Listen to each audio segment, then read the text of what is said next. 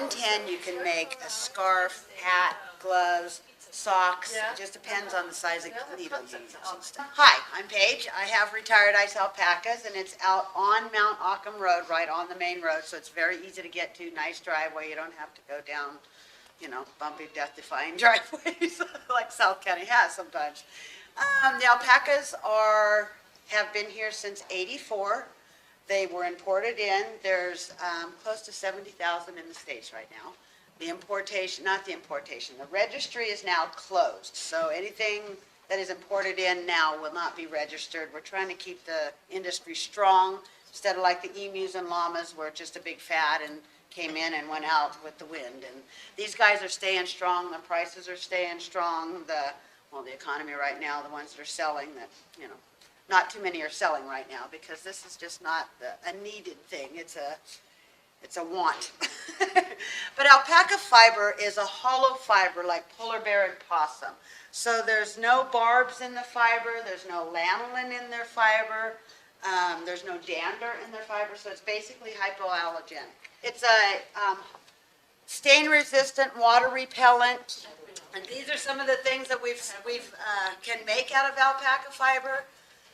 It is one of the best fibers out there. It's supposed to be better than Angora, mohair. I think Tiviot is supposed to be better than this, but I'm not sure. I guess it's each other's ranches who says whose is softer. They have Surrey alpacas and Wakaya alpacas. I own all Wakayas. They're the fluffy kind that you have like that. It's got more fluff to it versus the Surreys. Their fiber grows in ringlets. So it's little, a lot of people call them dreadlocks. The Surrey people like to call them ringlets instead. They're not getting. Oh, sorry. Surrey fiber has more luster. It's more drapey. They use Surrey fiber more for weaving. I was just trying to say I didn't bring any of my Surreys with me. Their fiber is more for weaving. My girlfriends and I have all Wakayas. She has all Surreys. So at shearing time, we get together and we match up our fibers, softness and colors and everything, and we blend them and make a 50-50 blend. And it's just really, really nice. That's straight Wakaya there. So it wick aways the moisture. It's breathable. So, I wear my thick socks. I don't have mine on today. But I wear my really thick hiking socks. They're reversible like this, but they're thicker than these. I wear them all year long because they're so comfortable. And like I say, they wick away the moisture so I don't get my feet all hot.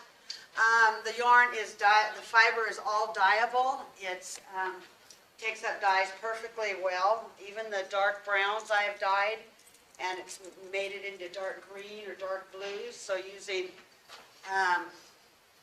this color, you can still dye with it, and you can still see colors. Black is probably the only color that's really hard to get a color to take to it because it's so dark anyway. So it's when you hold it up to the light, you can see it have different colors in it when it's shiny, in the light and stuff. But black is one we don't normally dye with too often. They're a very, very mellow, gentle animal. Most alpaca owners are middle-aged women and seniors because they are so easy to handle. You can click and reward train them, obstacle course train them. They're just very, very intelligent animals. Very clean animals. They have a community dung pile, so they only go in a couple of spots in the pasture, so it's really easy to clean up and throw it in the garden, and everything grows beautifully green and yummy. The babies are called crias. There's some of the pictures of my crias from last year. The gestation is 11 and a half months, and then normally we rebreed them about 3 weeks after they birth out, so they're pretty much barefoot and pregnant. They have a very soft padded foot, so they don't destroy the land. They have toenails, split hooves, so it's very easy to trim their toenails. You just take like a rose clipper. It looks like a rose clipper, but it's just little toenail clippers. You shear them once a year, trim their toenails anywhere from 3 to 4 times a year, give them shots. Once a year, we usually stretch them out when they're sheared and give them their shots, do toenails, trim teeth, whatever we have to do while they're down, and we have them captive. I'm running out of things to say. They're from South America. They're in the camelid family. They're related to the camels, llamas, guanacos, vicuña, and alpaca. Vicuña is the smallest of the camelids. They are owned by the government, and they round them up and shear them every 2 years. They make fabric with it, and then with the fabric, they sell it anywhere from $2,000 to $4,000 a yard for the vicuña. Yeah. So this stuff is yummy, but that stuff's just amazing. But you're not supposed to own anything that's made from vicuña unless you have a license to be able to say that you bought it legally. So if your grandmother gave you something that was made out of vicuña, they probably didn't get it legally. That's what we've all figured out. Alpacas come in 22 natural colors. They say colors, I say shades. Shades of brown, shades of fawn, whites, just when you're looking at white. They're like, no, that's a beige. And looking at a gray, and this is considered a rose gray. So when it's all spun up, it's a pretty grayish brown to it. But they have reddish grays, they have brownish grays, they have, this is more of a brown, they have a redder gray that they call a champagne rose gray. So there's many varieties of colors, and like I say, you can dye it. It's very easy to knit with, very easy to crochet with, weave, any kind of craft you can do. This is called wet felting, and you just take the raw fiber, and with hot water and soap and rubbing, you can create all sorts of different things. We make all sorts of different hats made wet felt. They also knit in felt. I didn't have anything here that's knitted. What they do when they knit in felt, they make them real big. If you're making a purse that supposed to look like this, they knit it like this and throw it in a washing machine in hot water, and it shrinks up to the size it's supposed to, and shape it back out, and there you go. It's called knitted and felting. I myself like the raw felting better. I just do better with raw felting. I like playing with the fiber better, and it just feels good in my hands. Any questions so far? Yes? How do they range in size? The full-grown adults are 150 to 180 pounds, about 36 inches at the shoulders. So they're small versus a llama, 450, 500 pounds, size of a horse. They're just big and intimidating. I've had llamas, and people think llamas are all spitty and nasty, and they're not. It's all in how they're raised, just like a dog. If you raise them bad, they're going to be bad, So you got to give them love. You got to show them that they're worth being here, and they're just good animals, very good animals. Did you have a question? No? Do they eat grass or hay or? Oh, I'm sorry. Yes, sorry about that. Orchard grass hay is what they eat. And they have access to their hay all day long, so their bins are always filled. Their pellets is a vitamin mineral supplement, and they get that either in the morning or night, whatever. And it's just, like the little boys or the non-breeders can get a quarter to a half a cup a day. Pregnant females anywhere from a cup to a cup and a half, depending on the pregnancy. And that's it. They're very, like a couple of fiber boys, pet boys. We call them pet fiber boys, and those boys are gilded when they're 2 years of age, so they're non-breeders. A bale of hay would last them at least a couple of weeks, and a bag of pellets would last at least 3.5 months for 2 animals, 2 little boys. Females, the pellets are going to, not last as long, so we give them more, because females are basically always pregnant. So, unfortunately. What kind of shots do you give? We give them the covexinate. In our area, we give covexinate. Some people give CDT. Covexinate covers 8 different things. We give a rabies shot. Some people do West Nile. I do not. I had a lot of pregnancy problems when we started doing West Nile shots. We had abortions. We had, it was a nightmare. So we just quit giving them, no problems once again. And we had the mosquito people out there, and they told us we don't, whether we believe them or not, we are going to try. They say we don't have West Nile mosquitoes, we have the heartworm mosquitoes. So we just treat the dogs, and the alpacas are okay. So we have not, have not had any problems with any West Nile. I do know some people down in Sonoma had a problem with it. Hers survived. She had been given the shot, so hers survived. Everybody just has their preference on that particular shot. Other than that, it's, we worm them, anywhere from 1 to 4 times a year, depending on what kind of livestock they're running with. I don't have any other livestock, so I only worm mine once a year. Other than that, that's pretty much what it is. It's just very, very low maintenance, very simple. Yes? How did you get into this? I got bored after I retired.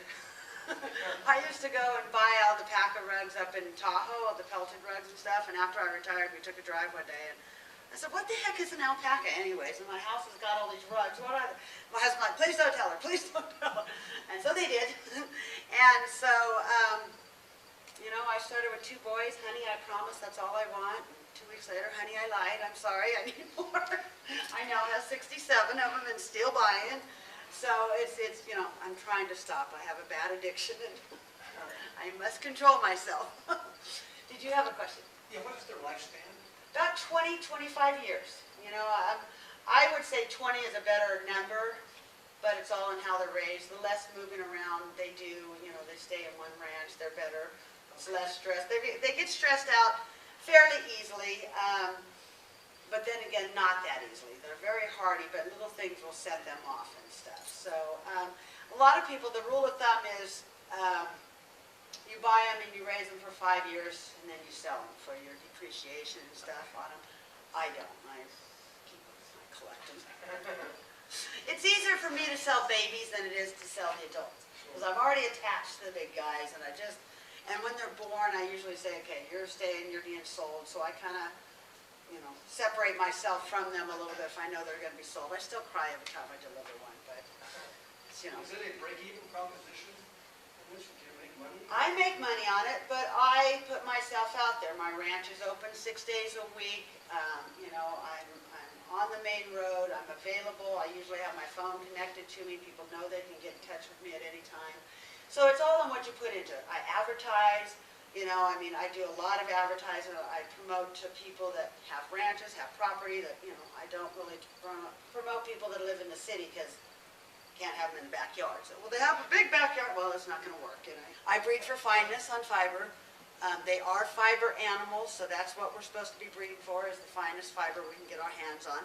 Show people they want crimp in the fiber, which is a sheep fleece, not an alpaca fleece.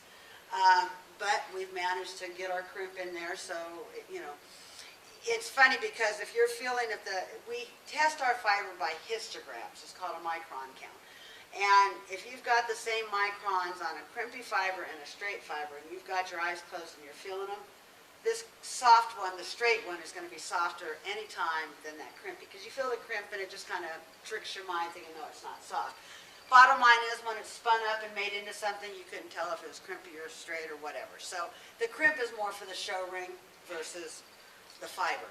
It's a fiber, like I said, it's a fiber animal, and this is where we're going to be going, is the fiber industry. And the fashion houses have discovered alpaca now, so we're in Cabela's catalog, so woohoo! We were all excited. Yes?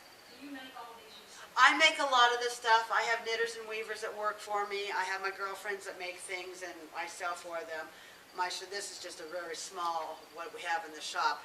I do import some of the stuff, like this sweater here is made by a family of women down in Peru. One of the sisters is in Pismo, and it's all hand-done work, and it's just absolutely beautiful. They do this style too. I only deal with this family now. I had a couple of families I was buying from down there, but one of the other families, the products started getting kind of cheesy, so we decided not to deal with them. So we try to stay as high-end as we can in our products, and just because it is, such a good stuff, it doesn't, they make a stuff, it's called rustic. So like the socks, instead of when you open up the socks and you have a nice terry inside, you'll get all these strings from the knitting and stuff, and so your toes are getting snagged and the hats, I'm like, that's just really gross. So we try to have things that slide on. Well, like this here, this is made by one of my crocheters and stuff, and we just try to stay with the best we can. We use almost all baby alpaca fiber or royal baby, which is the softest you can get on the fiber. Some of the older animals, if they've been breeding for 10 years, a baby every year, because they're pregnant, and and they've got a baby nursing and they're trying to keep themselves alive. You know, that fiber just isn't fluffy and pretty as it was when she was little. So, you know, so some of the older fibers, we make rugs that made out of jute. We sent to Texas, and, you know, some of our coarser fibers, they make rugs out of them. They're just absolutely beautiful rugs. You know, there's so many different things. That's why I brought all these kind of variety of things. So many different things you can do with their fiber. This gal here does not knit or crochet or anything, but she loves to play with it. So she invented this little, how to hook them, you know, however she makes them. I keep going, can I take it apart? She goes, no, because I want to see how she does it. But she just sits around at home and she makes her little cute little guys, and that's her way of dealing with her fiber. I send probably half, a little more than half of my fiber to the mills so they can spin it up, because us hand spinners can't spin it fast enough. So at least a little more than half goes to the mills. That way I've always got fiber in the store, or yarns in the store to sell. All these are natural colors except for the reds and the purples, you know, and the blues and the green. Okay, most of them are natural color. You know, like I say, they come in 22 natural colors, so, but everything is very dyeable. But no, we don't have green alpacas in our pasture. We had a special order for that.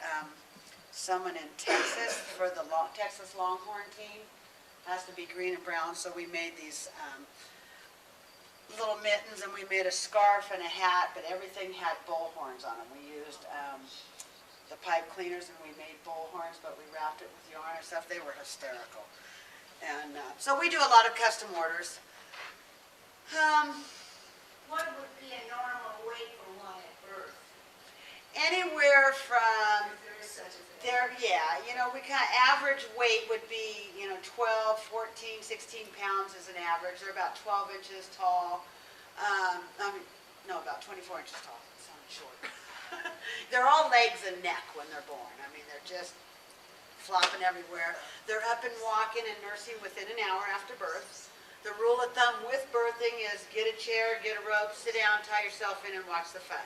They drop out the head and shoulders and walk around dangling them for 15 or 20 minutes. You're like, give me the baby, give me the baby. You know, you've waited all year long for this, and then they drop it on the ground. It's like, that was rude. So I catch them and, okay, there. I set them down gently. But, you know, it's very fun to watch. Their labor usually is about 4 or 5 hours. First part of it is, you know, just grunting and moaning and going to the potty pile a lot, and a little bit of rolling and stuff. And then once they start pushing, the baby's out within about 10, 15 minutes, once they really get that. Once that shoulder and head's out, you know, it's all over but the dropping. So it's very easy for them. And then the placenta's usually out within an hour. So once the placenta comes out, that's usually when baby gets up and starts nursing. So Do you keep them with the mother?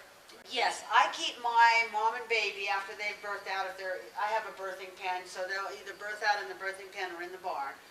And if everybody's out in the pasture, I move them to the birthing pen so they can still have mom and baby time to bond, but they still can see the rest of the herd, because they're herd animals. So if they're by themselves, they get very, very, very stressed. That's one of the quickest way to stress an alpaca, is bring it by itself. So, so as long as she can see everybody, she's good to go. I leave mom and baby together usually 3 days, and that way they've got time to figure out, especially my new mamas, that way they know, oh, this is mine, I have to keep, you know, track of it now. And I have a couple of deaf females too, and so I definitely make sure they stay with their babies for a few days locked in the pen, and that way when baby takes off running, and she knows when mom calls, and half time they ignore mom, but they do go back eventually. It's a great lifestyle, you know, back to that making money on it and stuff. It's, bottom line is, it's all in what you put into it. Because I have people that just do nothing and say, well, I can't make any money. Keep that fiber in the garage and you keep those alpacas in the barn. You know, because it's not going, you have to promote your ranch. You have to let the world know you're there. So otherwise, you know, and a lot of people, like I say, they advertise to the people in the city, and that just doesn't make sense to me because they can't do anything. So I like to teach people how to play with fiber, how to, you know, dye, how to knit, how to crochet. I have an antique sock knitting machine that they used in World War I or whatever it was, when they had to crank out all the socks all the time, and absolutely love that. I can't keep the socks in the store because they sell so fast. So it's just, right, like I say, right now it's sporadic with the classes just because I haven't been around. I've been so busy. So, and I haven't been to the shows in 3 years, and this is the first year I've been able to go to the shows again. Because if I have pregnant females, I'm at home waiting patiently, twiddling my thumbs. Are you the only ranch in El Dorado County? I was the original ranch in El Dorado County. There are now 15 ranches in El Dorado And County. there are people. Yeah, but most, like I say, they're all back off on the roads. Nobody advertises, nobody's open, There, a lot of, the ones that are open to the public are open by appointment, which a lot of people don't like that because, when they're on the road, they want to just swing in and say, okay, let's go shopping now, I love my ranch. I've always had ranches. I've always been an animal person, and I'd rather be out there shoveling, 6 feet of it than being on a computer, so it's just me. It's a good life. I don't depend on it for a living, so I'm not stressed. I don't need to make the money. It's nice when we do. It's nice when we get the sales. They say, you're supposed to be making money within that. After 5 years, I was making money the first 2 years just because I put myself out there to do it. I've sold 187 animals, which is pretty doggone good for being in it just 8 years now. So it's fun. I love it. It's a great lifestyle. I'd do it again in a heartbeat. Even if I didn't have breeders, I would still have alpacas just because they are such a wonderful animal. It's the best livestock I've ever owned, and I've owned pretty much everything. We shear them once a year. We already sheared, most of the herd got sheared April 3rd. We shear again on the show crew and my old ladies that I didn't shear and stuff. They get sheared on the 12th. So if anybody wants to come out and watch shearing, we will be shearing again on the 12th. And my gate's open, just drive on in because I'm down with fiber flying everywhere. So. When you go to the shows, are you showing the fiber, are you showing the animals, or Yes. everything? They have fleece shows and they have halter shows. So the fleece shows are their fiber, you have to show it within a year. So last year's shearing will be shown this year. This year's shearing gets shown next year, unless you shear early enough, and then it can go into this year's, but you can't. Right now, in the spring, we have full fleece halter shows, so everybody's in their full fiber. Nobody's been shorn it. In the fall, we have just straight halter classes, and that way they've been shorn in the spring, but their fiber's not a year's worth of growth. It's 5-6 months. So on the fall shows, they look more for conformation on the animal, the bite, the conformation. They do look at the fiber, the fineness of the fiber, the handle of the fiber.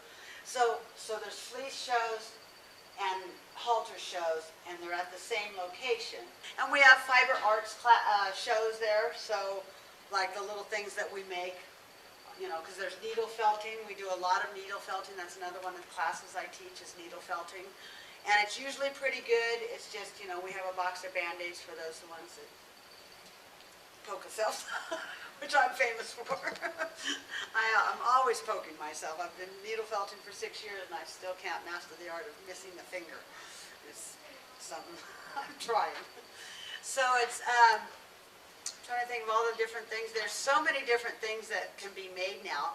Pendleton Company, the actual Pendleton Company, they're making throws now. We have a blanket project, so we donate our fiber to the blanket project.